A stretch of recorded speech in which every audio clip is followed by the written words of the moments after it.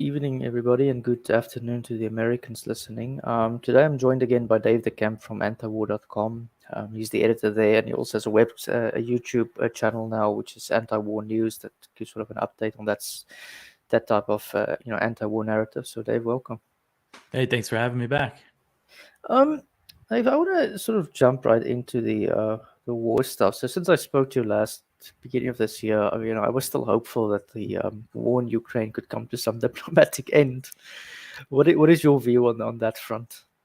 Yeah, I mean, I've been pretty pessimistic about that idea lately. Earlier in the war, I was kind of trying to always find kind of some sort of, hope, some sort of signal that the war might be winding down. Last fall, I thought that there was when you had General Milley, who's the top U.S. general, you know, calling for negotiations, but he was beat out by the hawks in the Biden administration, which is the State Department, which is the diplomats, are more hawkish than the generals. So right now, I mean, from the U.S. side, the Biden administration, their whole thing is, for as long as it takes, that they're, declaring that they're ready to support an open-ended conflict. And from the Russian side, I don't see any indication that they're, I mean, there's just right now, there's no hope of peace talks or any kind of deal. And from Russia's standpoint, I couldn't see them even accepting right now. Say the U.S. did decide to press Ukraine to freeze, like there's been Mm. talk of turning it into a frozen conflict, kind of like the Korean Peninsula. I can't see Russia going for that right now. Time is on Russia's side. And you have the U.S. now sending cluster bombs to Ukraine, which we could get into more if you want, which just are known to kill and maim civilians. Yeah. And the reason why they're doing it, according to them, according to President Biden, is because the U.S. is running out of ammunition to send them. And we've had more comments from U.S. officials to the media saying that the U.S. is running out of weapons and ammo to send to Ukraine, and that goes for the NATO alliance. So, that's another sign that time is on Russia's side, and that might mean that this policy isn't that sustainable. So that the U.S. and NATO might have to really start thinking about winding it down. Well, isn't that what many of us who were following Ukraine? I was following it slightly. Said from the beginning that this is a nuts idea to to arm the Ukrainians, and somebody's going to pay. Yeah. Well, I mean, especially the amount of weapons and money that they're sending. I mean, the U.S. has sent over $40 billion just in military equipment alone. That's just a huge amount. Yeah, so I was looking at that other stuff. I've been quite involved in energy policy recently, and I was looking at what America needs to pay to just fix your nuclear waste. Mhm. And it comes down to, I think, $100 billion, which is a lot of money. Don't no kidding Wow. for that. And that's 1 year of the war in Ukraine. So, Yeah. well, if you're going to spend it on something, you can probably do that on just building a waste depository and putting your waste away from your population centers. So this is the Mhm. type of, okay, that's government money. I know libertarians that tend to watch your channel might not be in favor of that solution, but it's just like, the trade-off analysis of what that money can buy for the US, either in reduced taxes or even just spending, is never done, right? Yeah. It's huge. And that's the total amount right now so far that the US has, authorized to spend is $113 billion, which is, what more than most countries spend on their military. And, they're going to be asking for more money soon if they want to keep this thing going. And and, And and can they print the money? Okay, like, I mean, is that money actually going to Ukraine? Do you have any idea on that? well, so it's broken up, so the 113 billion that they're spending on, most of that is a lot of that is military aid. And then there's also what they call direct budgetary aid, which is basically money that they give to the Ukrainian government to pay for government services, to pay for pensions and things like that. And, that's what they say it's going towards, but who knows, who's really getting what. And then there's also some humanitarian aid, which is just a few $1 billion. And then some of it is for the Pentagon, for the U.S. military to replenish what there's, their stockpiles, what they're sending to Ukraine to pay for U.S. troop deployments in Europe, and for other purposes, but mainly kind of to buy weapons to replace what they're sending to Ukraine.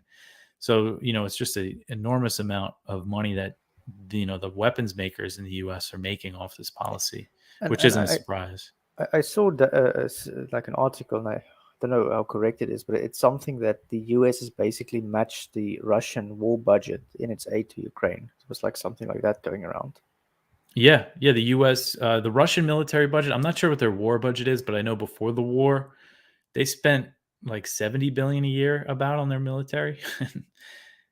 And that's another thing. The U.S. spends. The National Defense Authorization Act, which is the annual military spending bill that the U.S. passes each year. Right now, it's approaching 900 billion. For next year, it's going to be 886 billion. When you factor in other costs, veteran care, which is about 300 billion a year, the veteran affairs, I mean that's a pretty huge cost, and homeland security and other things that could be considered military, it easily gets over $1 trillion. But even just looking at that NDAA, that annual military spending bill, so much more than what Russia spends. And here, what's all that for if the US can't sustain a war? I mean, they're running It out. doesn't seem that you're, if I was now arguing like Lindsey Graham, it doesn't even seem that you're killing Russians for that money at this stage. It's just, I mean, do you have a sense of the battleground of what is going on at the moment? Yeah, so Ukraine launched their counteroffensive in the beginning of June, and it for the past few months, for almost a year, pretty much since last fall, last October or so, when Putin mobilized about 300,000 troops, there was the big battle going on in Bakhmut that was mostly being fought by the Wagner mercenary force. So during that time, Russia was mobilizing troops, and they were really digging trenches and planting huge minefields. So they've been preparing for this Ukrainian counteroffensive. A lot of people thought Russia was planning to go on the offensive last winter, but it turned out they were just digging in. So Ukraine launched their counteroffensive in early June using all these U.S. and German, armored vehicles and tanks that they got. And they took really heavy losses. According to the New York Times, quoting U.S. officials, they said in the first 2 weeks, they lost 20% of all the equipment that they deployed, all the weapons and equipment that they deployed for these offensives. They don't say how many Ukrainians have died because Ukraine's not sharing that information, which is something that's so strange about this war. For what propaganda purposes that I guess people don't want them to know what the human cost of this is. But anyway, so those first few weeks, they really took a lot of losses. And now, based on what U.S. officials are saying, and, just looking at the battle lines, they haven't moved much. Ukraine has made some small gains, but it's a really grinding battle. And now it looks like Ukraine isn't trying, for a big push with armored vehicles. They're trying to, demine all these minefields, and they're just kind of relying on artillery. That's what the U.S. is saying. And there's this report in the Washington Post that says the U.S. is not happy that this is what Ukraine's doing. They want them to go for more of a push. They want them to inflict as much pain on Russia as they can. They're telling this to the media, which, and the reason Ukrainian officials say they're going slower is because they're worried about casualties. And, the U.S., this is kind of the excuse now for why the counteroffensive is failing. The U.S. is saying that they're not using the NATO training that they received, that they're instead relying on, artillery, just heavy artillery barrages. But, NATO's military doctrine, and this is a point that Zaluzhny has made, who's the Ukrainian commander in chief. He says these NATO countries would never launch a big offensive without air superiority, which Ukraine doesn't not only not have air superiority, they basically don't have any air support. So they barely have an air force. I mean, yeah. So they're asking the Ukrainians to do something that they would never do, is his point, which is, it's interesting to see him say that. That's interesting. But you see, this is the problem that we always face, especially in the third world, developing world with US, and it's not just war. Is that the United States often put us in a very difficult situation where we're forced to take decisions that we don't want to take. Now, this is the worst example of that, where Ukraine is basically, they've got their backs against the wall, and the US is throwing them into the fire. And the only way for Ukraine to end the war, end the conflict, is for the US to go negotiate with Russia. Because even if Ukraine negotiates, it's not going to help. The US is pushing them, basically. And when we see it so many times all over, I mean, we're seeing it now in South Africa as well, where, yes, we signed the ICC, International Criminal Court, which is a kangaroo court in my view. But either way, we signed that thing years ago. And we did not enforce it when Omar al-Bashir from the Sudan, who was allegedly responsible for a genocide in Darfur, was in South Africa at the time. It was an African Union summit, and our government said that because it's African Union, it's technically diplomatic immunity. Then some NGOs who I suspect were funded by the US went and took our government to court, and then our Supreme Court ruled you have to enforce that. Okay, Mm. so there's a legal precedent in South Africa saying if Vladimir Putin goes to South Africa, we are going to violate our own constitution for arresting him. Okay, but South Africa has been trying to define BRICS in a way to say, okay, Putin gets diplomatic immunity, and okay, fine, you can argue he's a war criminal. Fine, I think few people will dispute that at this stage, right? He's killed people, but the problem with that is we are highly integrated into the world economy that includes trade with Russia and with China in particular. And now the US is basically forcing us into this diplomatic position where we basically have to choose America over all these other countries, and China is our biggest trading partner. In that whole alliance. So it's a miniature version of what's happening in Ukraine. I mean, it's not being pushed into a war, but it's happening in the same way. Like the US is just throwing its weight around, and there's nothing that smaller countries can really do about that. Yeah, and I think a lot of countries are kind of getting fed up with that, and that's part of the reason why we're seeing more of this. Countries deciding to continue trading with Russia and China. So yeah, that's interesting with the South Africa thing. So is the decision now that he's not going to go to the BRICS summit? Well, what I saw today in the papers, and it might suggest it's probably going to change again, is Putin Mhm. said he's not going, but Lavrov is going. Oh, okay. And because Lavrov is not being charged for crimes against humanity. But that means all the other head of states of BRICS, for example, because the BRICS summit is going to be in South Africa, will be Mhm. there except Putin. Okay, and we had, I mean, South African politics is a bit complicated, but the Western Cape province is governed by the Democratic Alliance, and they tend to be more pro-Western in the outlook, and the rest of the country is more pro-African or more Mhm. what you would call non-aligned.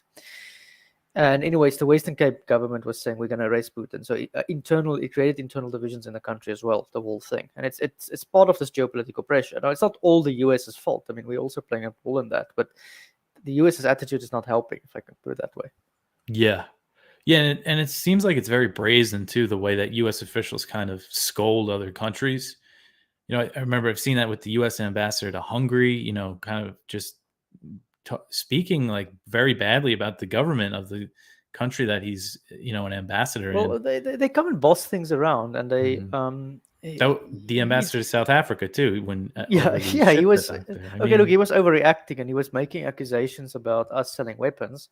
Now, a friend of mine happened to look into that, and it's difficult to say if the South African government knew if ever there was weapons. We don't even know if mhm. that story is true because there's a local mafias in the country that trades weapons. Okay, like weapon smuggling is nothing.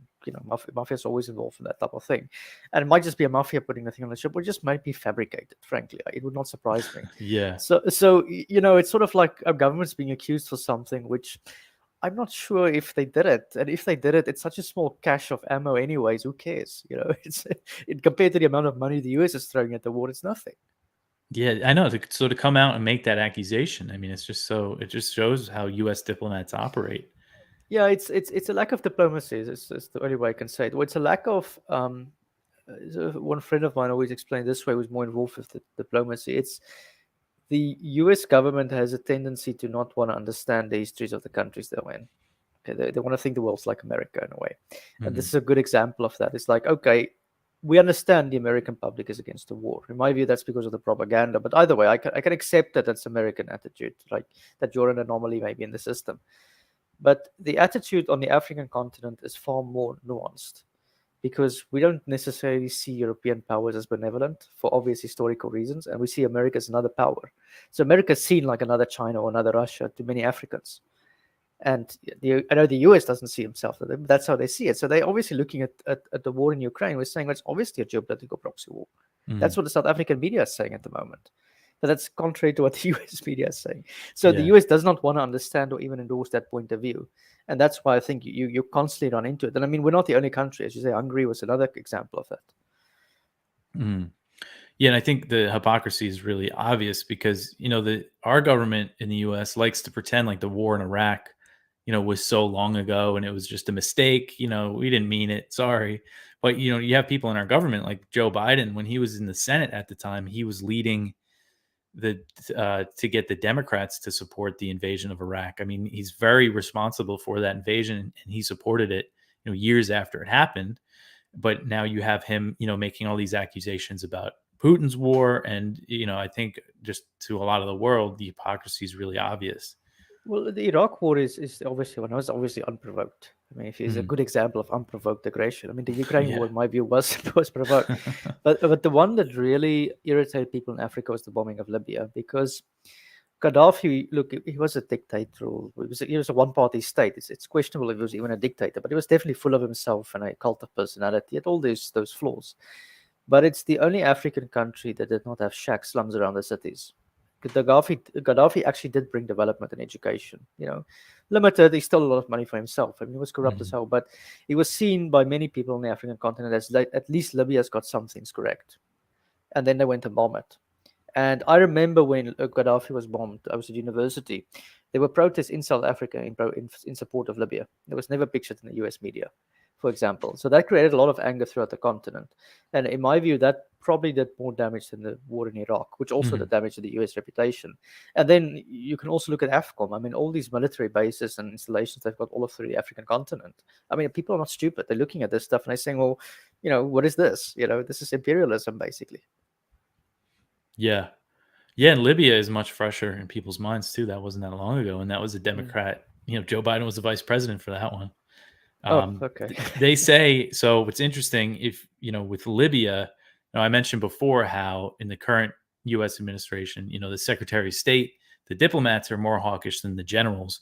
That was the case too with Libya. The Pentagon, the U.S. military didn't want to do that, but it was the State Department under Hillary Clinton that really pushed Obama to do it. And apparently, Biden was against it, but Secretary of State Antony Blinken, who I forget what his position was at the time, he was an advisor to Biden. He was all for it. That was like one of the few areas that they split. Mm. Blinken and Biden have worked together for the past few decades. There was only a few times that they disagreed, and one of the things was Libya. Blinken was on the side of intervention there, Ah, but which wasn't isn't a Blinken also the surprise. guy who got a phone call from Victoria Nuland for this coup in Ukraine as well? Oh no, that was And Jeffrey Pyatt, who was the U.S. ambassador okay, to Ukraine at the time. But yeah, she's and and, back and, too, and Victoria that was Nuland. that was a coup. Are we allowed to say that now? Or, Yeah, I think we are. It's funny, we've gotten challenged by that. There's this company called NewsGuard. I don't know if you've heard of them, but they go around rating kind of like independent media sites. They basically work okay, for. so who's paying the money? That's my first That's the question. question. Yeah, some sort of it's definitely they're very pro U.S. government narratives. Um, but they challenged us for calling the events in 2014 a coup. And myself and Scott Horton wrote these people very long explanations, and they, if Consortium News, they actually published a very long thing, Mm. evidence, because we call it a U.S. backed coup. um, and there's a lot of back and forth you could have about this, but essentially, a coup, the definition is the sudden seizure of power. And this is something that Yanukovych was thrown out, and people argue how involved the U.S. was in his ouster, and we'll probably never really know, but it was very clear that it was backed by the U.S. The U.S. was out Well, there. the National Endowment for Democracy was involved, and that's always my first suspicion of a coup Yeah, d'état. And it's a modern day coup. I mean, it's not a coup where a military general assassinates the president. That's people's impression of a coup. That doesn't happen in many countries anymore. It's more like a media-driven coup. They use the media to get the crowds angry, to throw the government out. Soft coup type of thing. And yeah, you see it even in elections in some countries. It's mhm. rich people pump money into a candidate, for example, type of coup. And this Yeah, was a little bit more specious because they were killing us as well. and U.S. government officials were there, like John McCain and these senators were speaking to the protesters, and Victoria Nuland was handing out cookies. Like, it's something that I don't think Americans could fathom. Say there was some kind of uprising going on in Canada, and like Russian politicians were there, giving speeches and telling them how they're going to be more Russian, now. It's really, you put the shoe on the other foot. Yeah, so just to get back to the war in Ukraine, you don't think that this thing's going to end anytime soon, basically. I mean, that's kind of my view. Yeah, just can't imagine this coming to a close right now. The presidential election is going to be interesting. It's not clear. It seems like right now it's going to be Trump. It's going to be Trump versus Biden again, if Biden can make it, because Biden's not looking too good. But You actually think Trump is going to run again? I I mean, mean, that's he's running and he's leading all the polls, like um, really. by a pretty wide margin. So he's saying, I'll make peace in a day. I'll tell Zelensky no more support, and then but he's also saying he'll threaten Putin that he'll give him more support than more weapons than they've ever gotten before if he doesn't end the war. What was his role in Ukraine, though? Because it's not clear to me if he wasn't. Because he seems to have some ties with the mafias and the money going there as well. Trump. Yeah, Trump. Yeah, I'm not too familiar with his personal ties there, but I know while he was president, he was the first one that sent them missiles. Obama didn't want to send them lethal aid, as they call it, which is weapons. The U.S. and NATO started training Ukrainian troops under Obama, but he didn't want to take that step. And Trump came in and signed off on the Javelin missiles, the anti-tank missiles, and has bragged about it. Has said, "Oh, Obama only sent them pillows and blankets. I sent them the missiles." So Trump, I don't believe that if he becomes president, he's going to end the war right away, because he talks out of two sides of his mouth, and he says a lot of things, but he doesn't. When it comes to actually getting things done, he's not very good at it. Mm. So yeah, it's hard to say, and I think that might set off a really chaotic period in the U.S.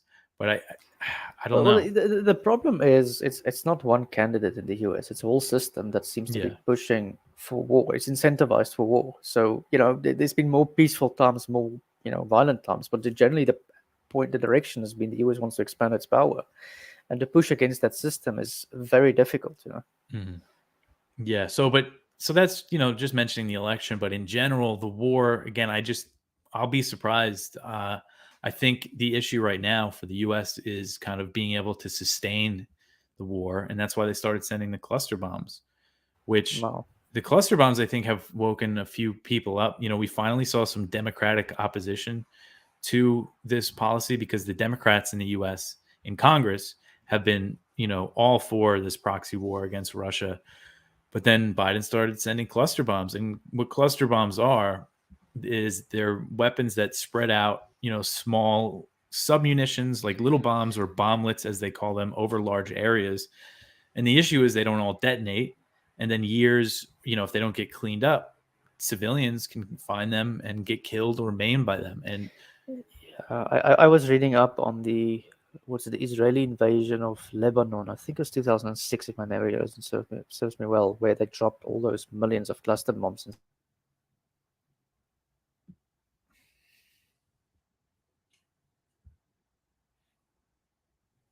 oh, I lost them.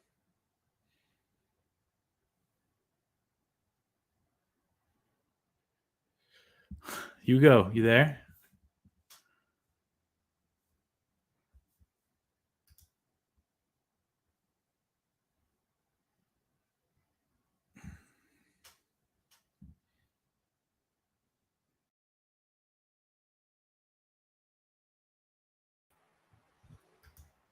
Sorry, that something just dropped out. Oh, that's right. That's right. Yeah, so I was saying I was reading up on the Lebanese civil war in 2006, and they were dropping all those bombs in the southern Lebanon. It left like lots of children maimed and things of that Mhm. sort. So it's I mean, that is still legal, right, under U.S. law, that you can use those weapons. Because I thought there was like conventions trying to ban them at one Yeah, stage. there's a big treaty that's signed by over 100 countries that ban them, but the US, Ukraine, and Russia, they're not parties to that treaty. And the most horrific examples of what cluster bombs can do is in Laos and Cambodia and Vietnam, where the US dropped hundreds of millions of these little bombs, and thousands and thousands of civilians have been killed by them since the war ended in 1975. And they're still being killed. Most recent was in 2022, I believe. A Vietnamese farmer came across one and died.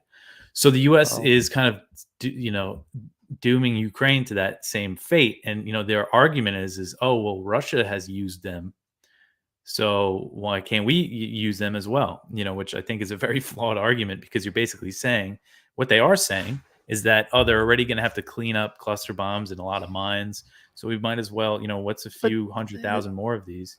this And is where the logic is just so horrible in my view, because we're saying we want to help the Ukrainians, okay?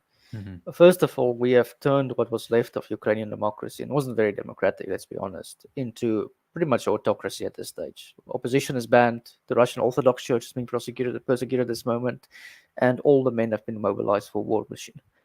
And now on top of that, we're using cluster bombs that's going to be dropped in Ukraine, whether it's the Russian or the Ukrainian speaking area. It's going to be dropped there, turning it into a no man's Mm. land. So we're not even helping the society thrive, if, assuming we're going to win the war, which there seems to be no sign of. It's just, it's deliberate policies aimed at destruction of Ukraine. And, I feel really sorry for the average Ukrainian that's stuck in this whole mess at this moment. Yeah, yeah. I mean, because with these cluster bombs, so they say Russia's been using them, and there is a lot of evidence that Russia has used them. I think it's pretty clear that they have, but what's not clear is on what scale. I don't think they've used them as much as they're about to, because what Putin is saying is if you send these cluster bombs, we're going to be shooting them right back at you. And what the U.S. is sending is these cluster bombs in 155 millimeter artillery shells that are going to be fired, thousands every day. And I don't think Russia's using them at that scale right now, but they're saying that they're going to answer back with that. So it's going to make the situation so much worse. Wow. And yeah, and it just is just such a, like a evil weapon to use, and so sending it over there, and Ukraine has also used them in the conflict. There was actually a report from Human Rights Watch issued the day before President Biden signed off on sending cluster bombs to Ukraine, that Ukraine used them last year and killed at least 8 civilians with them in the city of Izium. And, So and right and after that, sometimes it's children, right? That's being killed too. yeah, I don't know about that case specifically, Yeah. but historically, that's what, cluster bombs are found by, farmers or, kids playing in forests. And the US says, oh, well, we have guarantees from Ukraine that they're not going to use them in populated areas. But kind of the whole problem is the people in rural areas, because it's not as easy to clean up, to find them, and then they're the ones that find them, years later in cities and stuff. It's where it's more, not saying that it's good to use them in cities or it's better to use them in cities. It probably is overall worse, but I think the cleanups there are more, I mean, you precise. don't know where it falls if you throw it from the sky. I mean, you can Yeah. maybe eliminate a certain thousand and then take a percentage on that. And that's what they always do. It's even with minefields. I mean, even Mm. the UK a few years ago, I remember they still discovered a bomb from World War II. So it's just these things go all over the place and it can still kill people. Yeah. Yeah. I want to ask you another country, which Iran. As you know, my wife's Iranian. I was there now this year. Traveled over Iran. I saw the U.S. den of espionage, which was Oh yeah. the former embassy, which is turned into a museum.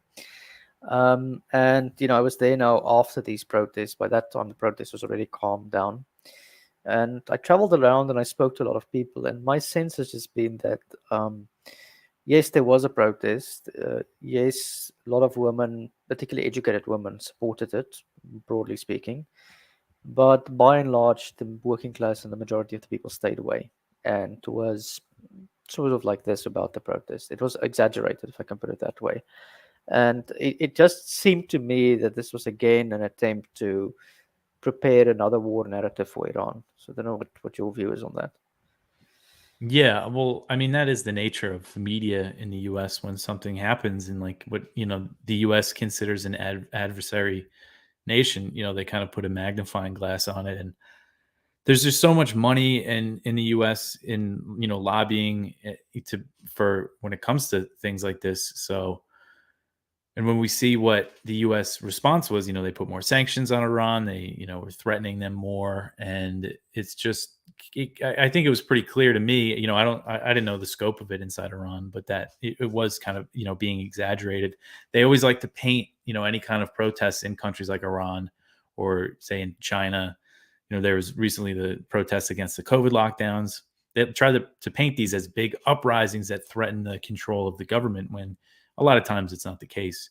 And there's sometimes much bigger protests going on in a NATO country, or, a US allied country, that we don't hear much about. It's kind of interesting, the way that works. Yeah, Um, and you see the problem of Iran is this. What many the Iranian voices we see on the media in the US, or even in Europe, okay, are either involved in some anti-Iran think tank, okay, or they've been radicalized against their own government. Now, it's not difficult to hate your government in Iran, to be honest, especially if you've left the country. I mean, my wife's got a lot of friends that just don't like the government, okay, because of the government is crummy. There's no question about it.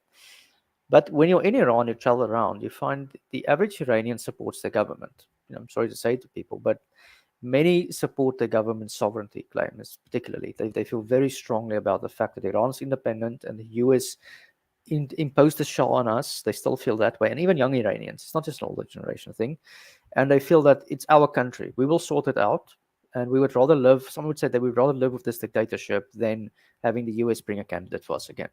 That's sort of the attitude that many people in Iran has got, and that's why my answer to America is, and I've been trying to tell people because I've got lots of friends who are Republicans in America, is leave them alone. Just trade with them. You can still make a security commitment to Israel. I still think that issue's overblown, but whatever. You can still do that and trade with them. That's the only way to get them to chill down on their attitude, because their attitude is so hardened at this stage against the US, Mhm. and it's so easy for that government to blame anything that's wrong in Iran on the US. Yeah, and I mean it's a good point because all these sanctions and stuff it gives, in all these countries that the US targets, it gives the government an excuse to say, "Oh, all of our problems are because of the US." And nobody likes foreign countries trying to impose their will on them. It makes people more likely to rally around their government, even Mm. in the United States, everybody's very kind of polarized and doesn't like the government. But if like a foreign power was trying to destroy our economy with sanctions or Or something, if Russia was hacking your elections. yeah, exactly. Yeah, you see the reaction to that. It's just, and it's so obvious to me with the how the sanctions policy just backfires. Um, that it's just it's hard to understand how so many Well, people still think this is you a good see, idea. the sanctions has so many evils to it. The other thing Mm, it does is, look, Iran's borders are porous. There's a lot of people coming in and out. You can easily cross the border of Azerbaijan, for example, and it's the same language spoken on both sides. So it's not even obvious to the police who if it's Iranian or Azerbaijani, for mm, example, or Zuri. So there's a lot of sanction busters on the borders, and a lot of guys making a killing out of smuggling stuff in and out of Iran. Black markets all over the place. There's also a big opium trade from Afghanistan going into places like Kerman and those areas. And then the Persian Gulf. I mean, that area is just rife with guys with little boats smuggling in items from Dubai and all the other places. mm. So all you're doing is you're entrenching the mafias. And the way to understand the Iranian political economy is that there's a lot of, I call them mafias, but they'll probably say smugglers or sanction busters that sort of like the sanction setup in a way. So they don't want to rock the boat. And they, on the other hand, would support the government that's more hardline. So, it's got a negative effect inside of Iran, and it keeps entrenched oligarchy, basically. But in the process, the ordinary Iranian gets screwed in the process, as a result of these things. Yeah, that's one point. I remember there were some American companies that didn't leave Russia after all the sanctions. There was a big exodus of American and Western companies. And one of the arguments was, well, if we leave, the state seizes our assets, so the Russian government gets more out of it if we leave. So why can't we stay? It's things that I find it hard to believe that they don't know this, like in the U.S. government, because it's just history shows us how sanctions fail. They hurt ordinary people, and they kind of empower the government. Because you look at Cuba, for example, they've been under this U.S. embargo since the '60s, and it's the same government, and And honestly, is Cuba a threat to the US? I mean, come on. it's Cuba is one of the. It's so frustrating because really the only reason why that embargo is still in place is because uh, politicians care about votes in Miami, in Florida, because uh, all the Cuban Americans really want to keep those sanctions, and they hate the government so much, which it just, I mean, if Cuba was open, it's 90 miles off the coast of the U.S., and we just traded with them, I just don't see what the downside to that I is mean, at all. the first few cruise ships that arrive from Miami would let them give up on communism. You Yeah, know, yeah, I know exactly, and that's the idea of what like America should be is like an example of how people can be prosperous, and but we've become this.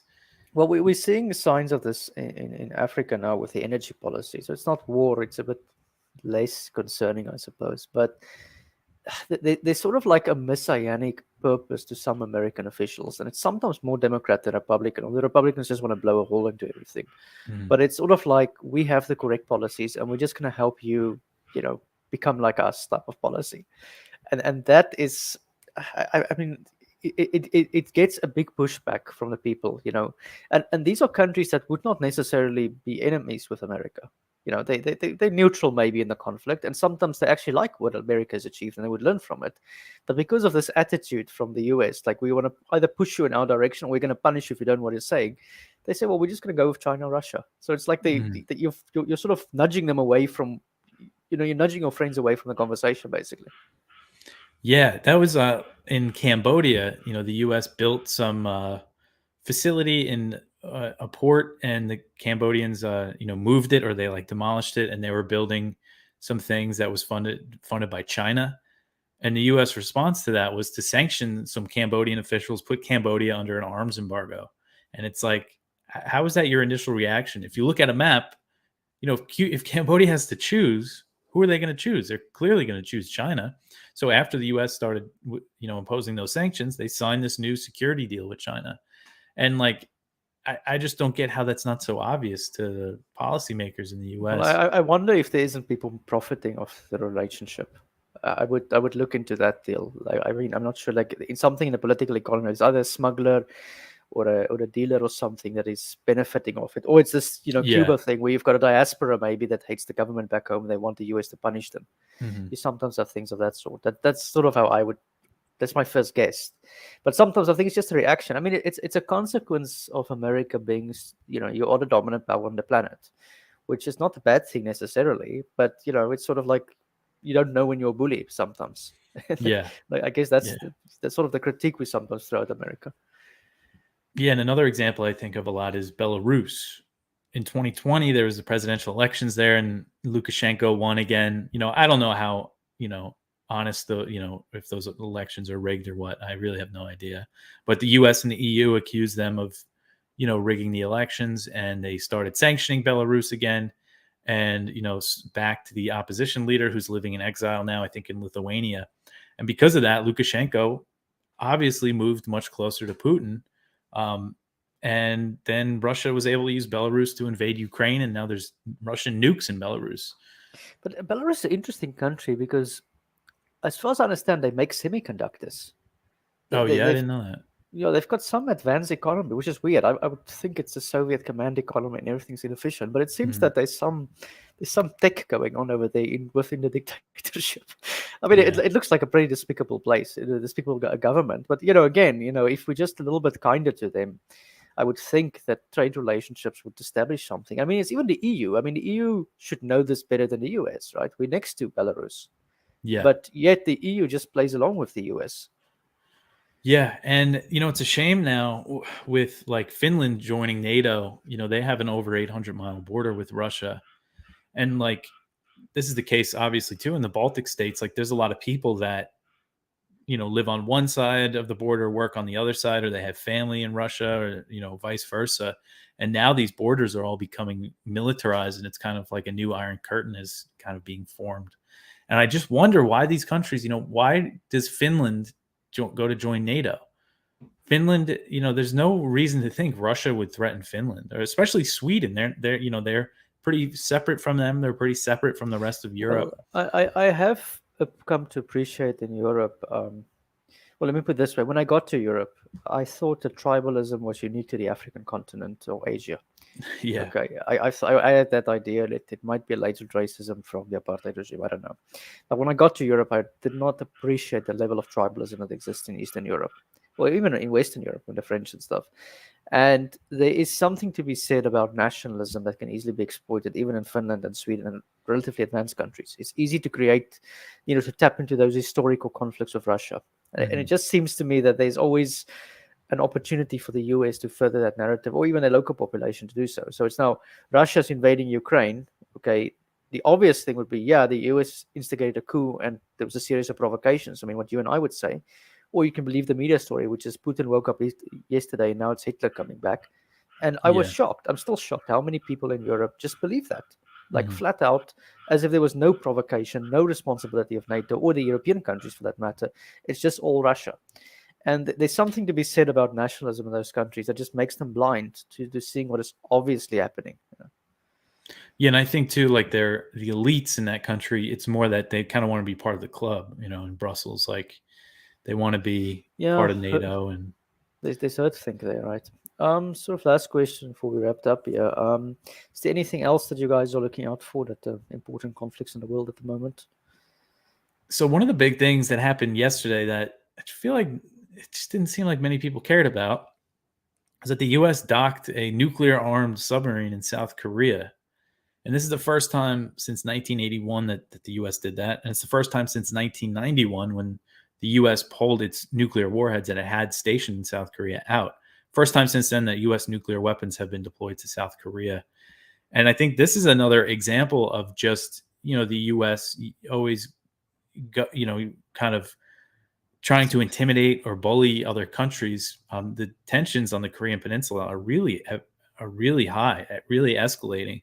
That's something I think a lot of people aren't aware of because obviously there's so much else geopolitically going on. But what's happened kind of over the past year, really starting in the beginning of 2022, there was some North Korean missile tests after a long lull. It was pretty calm for a few years after Trump went over and shook hands with Kim Jong-un. And the North and South were talking, but that didn't really go anywhere. And then there was some missile tests, and the U.S. and South Korea started doing these huge war games again. I mean, huge, massive live fire exercises right on the border, and then that provokes more missile tests, and then they do more military exercises in response. And President Yoon, who was elected last year, he came in saying he was going to take a hard line on North Korea and China.